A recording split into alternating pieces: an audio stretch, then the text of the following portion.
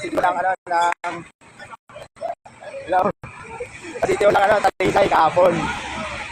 Kaya nung kausap natin yung kausap natin yung LGU natin dyan sa Talisay. Si mayor natin dyan, mayor na siya, may pinagdadaanan kasi si mayor natin dyan at yung lolo niya nga namatay. So, hindi na ako nakapag-protest kay mayor natin dyan kasi naiintindihan naman natin yun. And yung LGU natin dyan, nag-provide ng accommodation natin. At kadalhin nga sana tayo sa isang hotel sa Guwag na sa LGR na lang. Pero ngayon, sumulpot, pumasok si Car, sabi niya, sabihin ka na lang matulog. Papaluan mo ako. Yun, mahirap naman na pag gano'n. Hindi lang nakapagbigyan, sabihin, suplado tayo, mahirap namin gano'n. Ang problema kasi pag pinagpigyan natin, VIP tayo. No.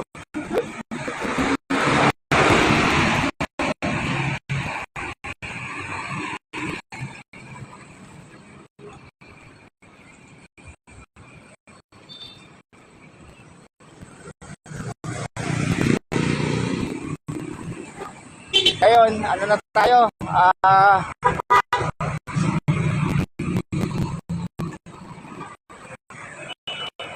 Sarap tayong persona ng grata sa isang lalawigan. Paliwanag ko rin naman yung side ko. Buwan ito ako rito. Bigyan niya sa Negros si Gerald Dizon. Buwan nagsimula ako naglalakad. Pinapas talaga ako yan.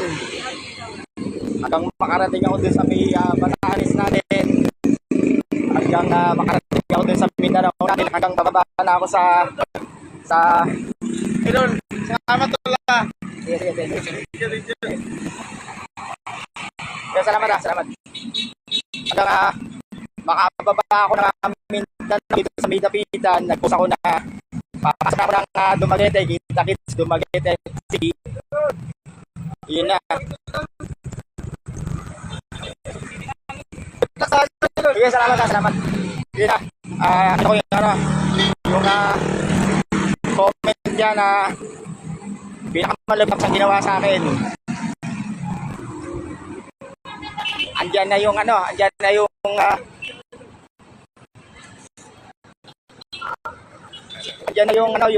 mo yun ang bayan, maganda na kayo. Gano'n naman kasakit kasi yun, gano'n salita.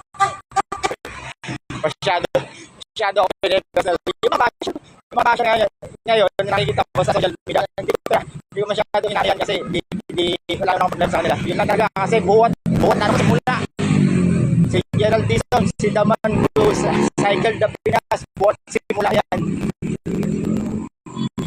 Kaya yan talaga puro malasakit sa salita na inaabutan.